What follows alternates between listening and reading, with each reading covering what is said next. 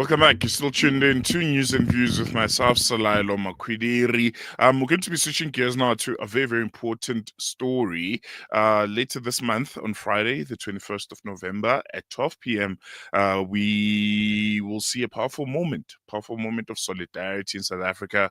Women, persons with disabilities, and everyone that feels that the plight of women and young children in South Africa is essentially getting out of hand. We'll see, organizations like Mothers for Gaza, South African Jews for Free Palestine, and many, many others all come together in an act of, broader women's shutdown against gender-based violence, demanding an end to femicide and a declaration of GBV as a national disaster. Nationwide, social media is already signaling support. I'm sure you've seen all those purple profile pictures and beautiful purple colors everyone is posting. And yeah, they've turned purple garments of protest and mourning and are going black. And the slogan is stark: without women, South Africa stops. And we'll be joined now by Megan Choritz, who's here to walk us through the planning, the messaging, and the meaning behind this shutdown and the parallels. Why would an organization like South Africa, for South African Jews for Free Palestine and Mothers for Gaza be a part of it? It feels almost disconnected, but I think there are always parallels and connections that you can draw. Megan, thank you so much for joining us. Always a pleasure having you on Salam Media. Good morning. Good morning. Thank you so much for having me. Most definitely.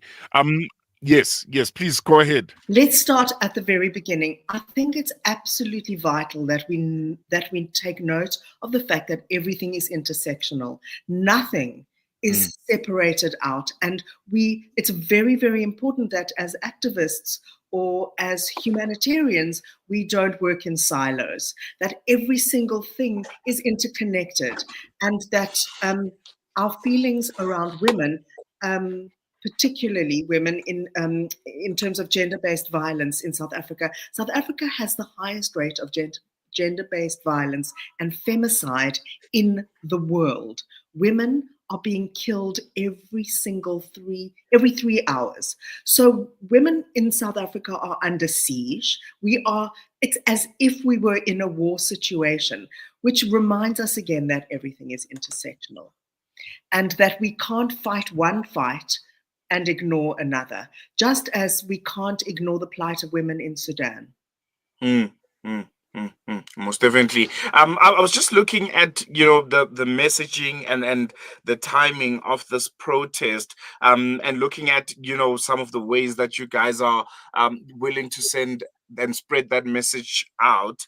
Participants of the protest are being asked to stop working, whether paid and unpaid, avoid all spending, and lie down for 15 minutes at noon, which is supposed to be a symbolic act of honoring the 15 women that are murdered daily in South Africa. What is the intended impact of these combined physical, economic, and symbolic actions? What's the end goal here? So I think that the first goal is publicity. The first goal is to make a public statement to make sure that we create awareness. The second thing is to remind people that women are a fundamental, if not absolutely vital, and enormous part of the South African economy and the South African machinery. Women keep South Africa alive, and women are being killed. So I think a lie-in is a huge symbol. It's symbolic of dead women, and I think that the idea of shutting things down is actually quite an easy idea. We shut things down by doing nothing, to remind South Africans how much women do and how it's necessary and vital to protect women so that they can do the things that they need to do.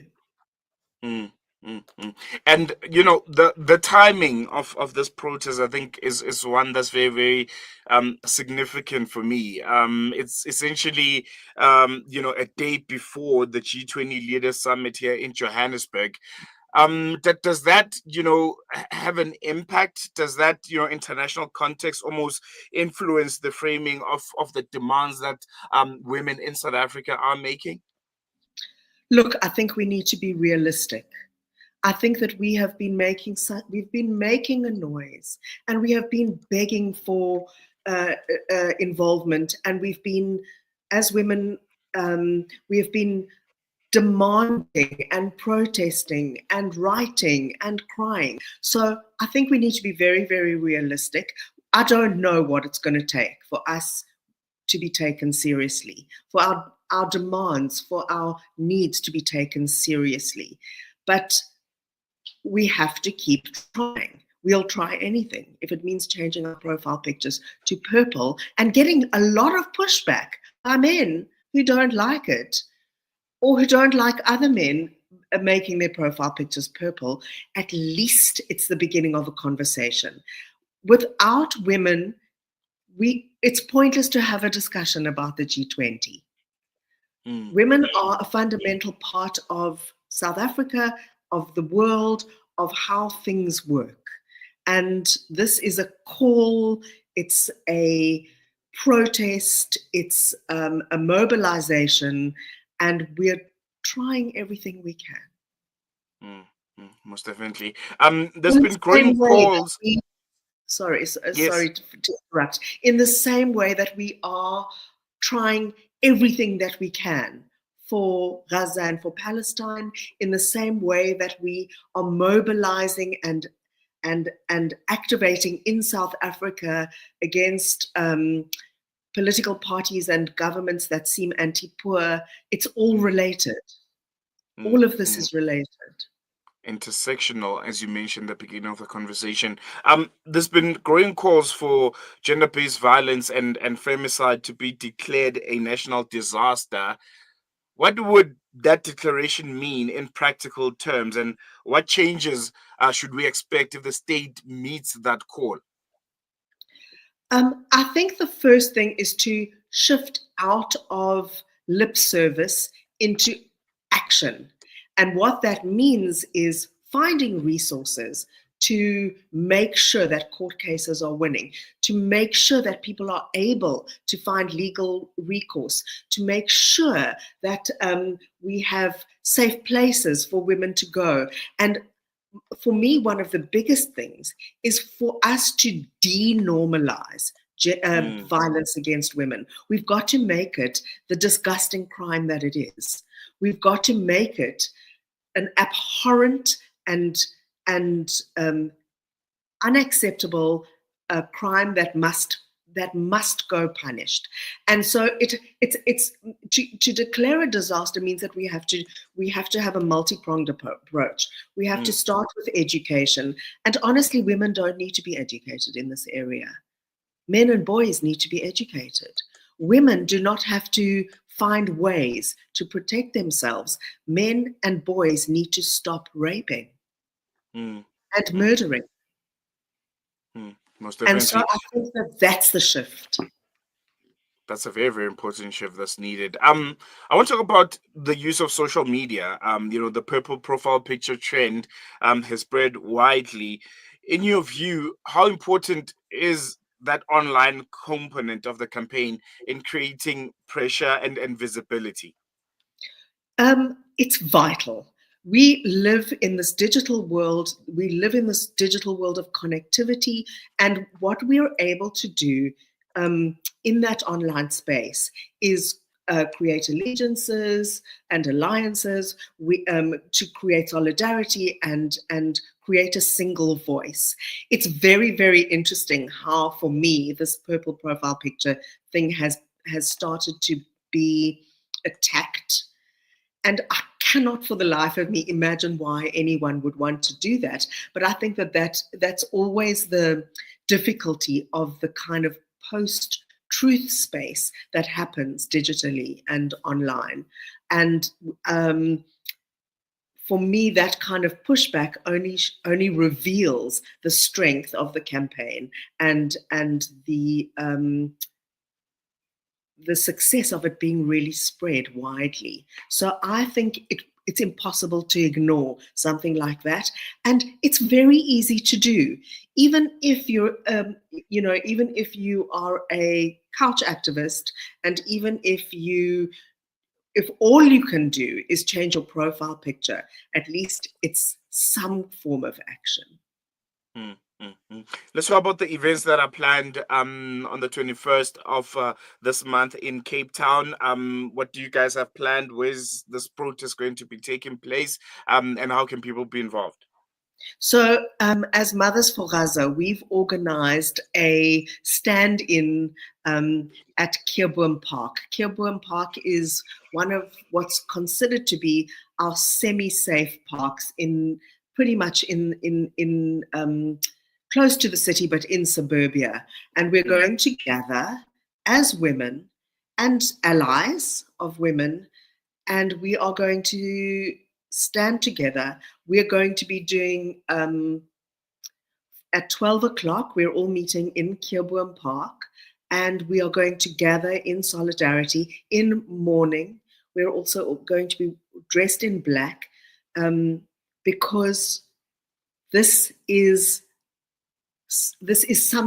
a moment to be mourned, and hopefully what will happen is that our message will be shared, our message will be noticed, because we can't have the world go on as usual when there is a war and a siege on women. Most definitely. Megan, thank you so much for chatting to us. Always a pleasure. I'm sure, we'll try and get involved in some way or the other with this campaign. I think it's a very, very important one. As you said, it is all intersectional, whether it's women here in South Africa, women in Gaza, women in Sudan, women in Afghanistan, and any part of the world where women's rights are being trampled upon, and these atrocities, like sexual violence, like any kind of abuse, we need to act. We need to act in a similar fashion in all of them, because it is very, very important. So thank you very much for being a part of this. I really, really appreciate it. Thank you for being an ally. There you go. Again, Choritz of South African Jews for a Free Palestine, and also Mothers for Gaza. And yeah, very, very important campaign. I'm sure you've seen it. Everyone is sharing their profile pictures on social media. It's purple. This is because of a bigger, broader nationwide shutdown that's planned for the 21st of November. This is against gender-based violence. It's a scourge that's getting out of hand. Women, young children, each and every day, there are numbers that are coming out, whether it's sexual violence, whether it's murder, femicide, and we can't continue to keep quiet about it. South Africa has some of the highest numbers of gender-based violence and sexual violence in the world.